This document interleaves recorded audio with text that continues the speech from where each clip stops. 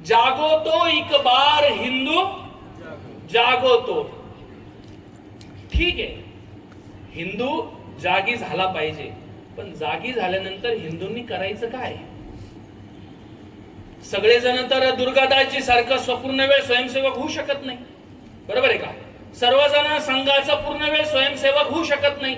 मग जे असे हिंदू आहेत की ज्यांना उदरभरणासाठीच दिवस पुरत नाही, उदरभरण असेल किंवा कुटुंबाचं पालन करणे असेल, यांनाच वेळ मिळत नाही, अशा हिंदूंनी जागृत झाल्यावर करायचं काय? हा मोठा प्रश्न आपल्या समोर पडलेला आहे.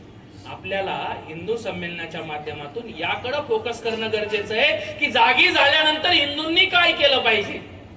जागी झाल्यानंतर सर्वप्रथम हिंदूंनी पंच परिवर्तनाकडे लक्ष दिलं पाहिजे. म्हणून हा पंच परिवर्तनाचा झेंडा या शताब्दीच्या निमित्ताने आपण समाजामध्ये घेऊन चाललो.